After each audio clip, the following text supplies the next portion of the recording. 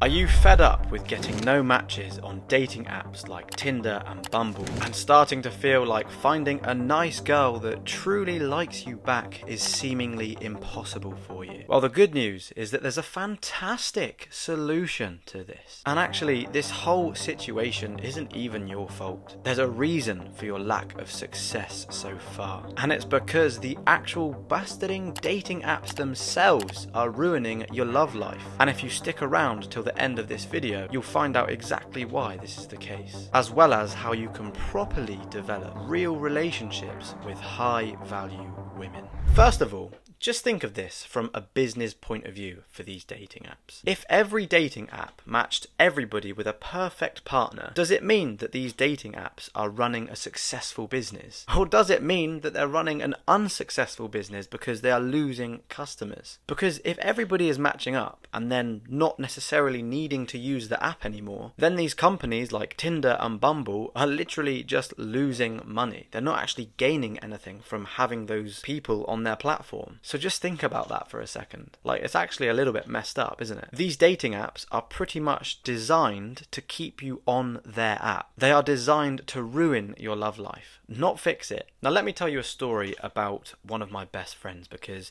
he is the kind of guy that loves to impress women and he loves to make a big effort when it comes to dating. So he's the kind of guy that, has expensive watches, he wears nice and smart clothes, he'll wear a shirt with a blazer and, polished shoes, and he likes to smell nice. He gets all the expensive perfumes, all the expensive colognes even.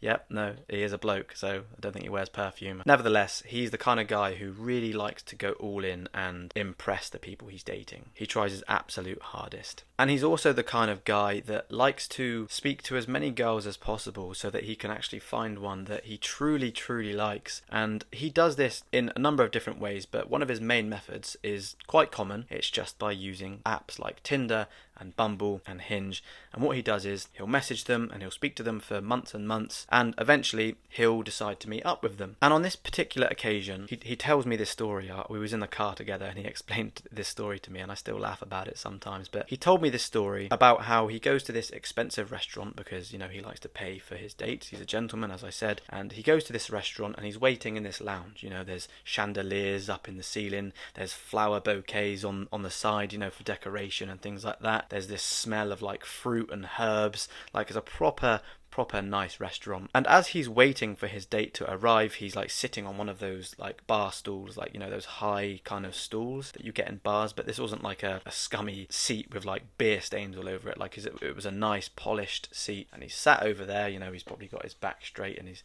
looking round, and he might be like shining his glasses to make him look even more pristine and stuff like that. And he tells me how he was waiting for his date. He was waiting for about 10 or 15 minutes, and he's fine with that. He doesn't mind. And what's really funny is that he was waiting for his date to arrive and join him in this lounge area. And this whole time he was waiting, she was actually sat like next to him, like not directly next to him, but like the person over. So there was one person in between them. He told me that he'd looked in that direction multiple times and he was trying to work out if that was the girl that he'd been talking to for months and months. But he wasn't so sure it was, because in his mind he was thinking, but that can't be her. Like, she doesn't look like that. The pictures do not match up with how she looks. I think she was a little bit bigger than he'd expected. Her face wasn't quite as he'd like imagined it to be. And obviously he was a little bit taken back by this, because he'd immediately thought that, she was lying to him. He thought that she was a bit of a catfish. But this didn't stop him from going on the date, because he went over and he approached her, and they still had a good time or whatever, and he got to know her, because it'd be rude for him to just not even continue with the date, considering they'd both gone through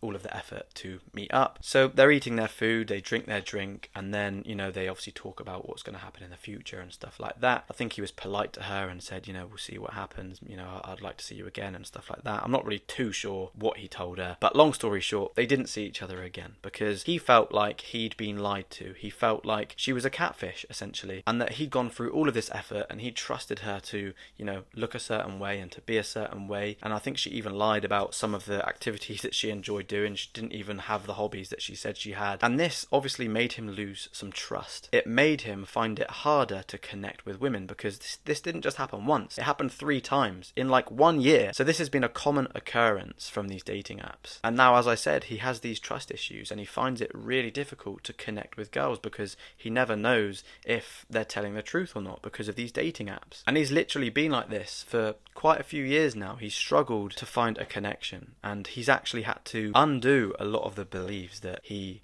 gained through these experiences. And this is just one of the many bad experiences that I've heard of through these dating apps. But this is where stuff gets interesting. Pretty much all the dating apps are owned by a company called Match.com. Now, I'm not saying that in itself is inherently bad.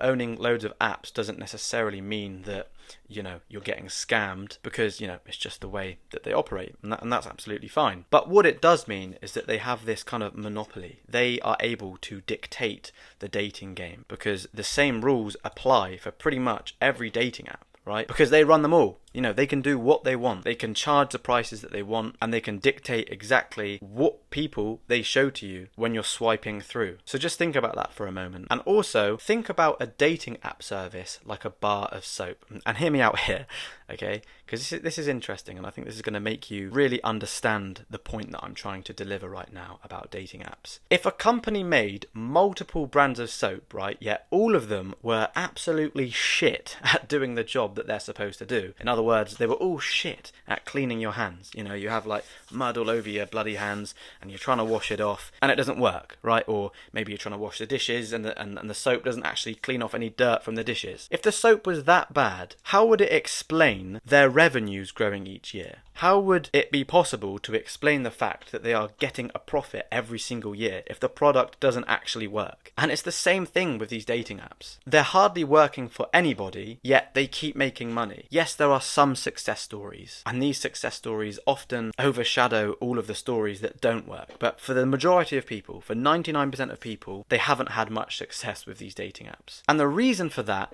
is because these apps don't actually want you to find a date. They just want you to believe that you can. Because if you believe that you can, then you're going to end up spending money, which is going to allow their business to grow. And that's why when you first download the app, you'll be shown all of the best people. You'll be shown the most attractive people with the best profiles and with seemingly the most to offer. Because they want you to think like, oh Christ, this app is great. I've got all of these beautiful women here, and they all want to match me. They're all interested in me. So you start swiping through them. But what starts to happen is that eventually the amount of matches and the amount of attractive people that show up on your screen start to get less and less. And the idea with this is to gradually deteriorate your experience on the free version of the app to the point where you are convinced to make an in-app purchase, because they want to make you believe that this is going to give you a higher chance of success in finding the love of your life and finding a fantastic relationship with a fantastic woman. So the paid version,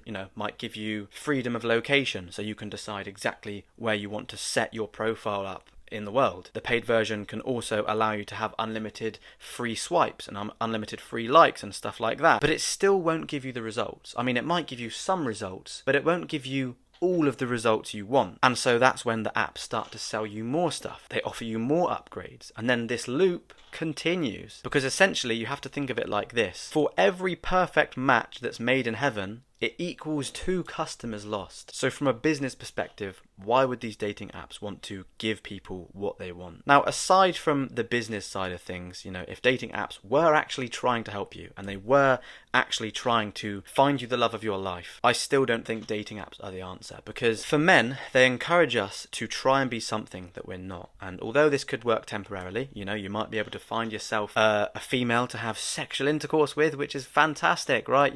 It's short-term pleasure, but long-term pleasure, is it really that fantastic? Is it getting you that relationship and that connection with a high-value woman that you truly desire? No, because it's not going to provide you anything for the long term. So it's not that fantastic. And the more you do this, the more you start sleeping with random girls and having one-night stands, it's going to make it harder for you to connect with women on an emotional level, because the more times you do this, the less and less you're going to be able to find that spark. So think of it like this: if you eat a bar of chocolate, it tastes amazing, right?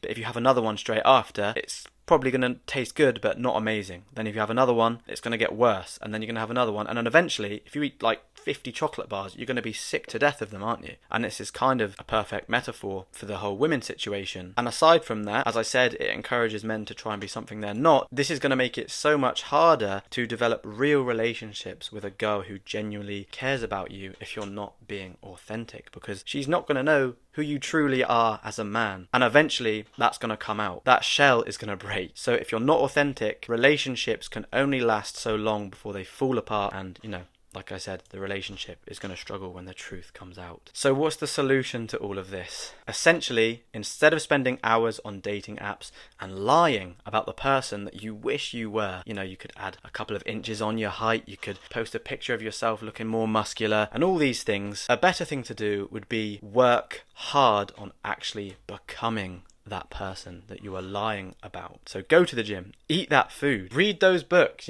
travel to those places, and this is what will eventually lead that perfect woman to you. Now, to speed up the process of you gaining muscle, I'd advise eating a healthy diet, one that particularly optimizes nutrition and muscle gain. And I've actually made one of these for you, and you can get it for free in the description. Believe you can, and you're more than halfway there.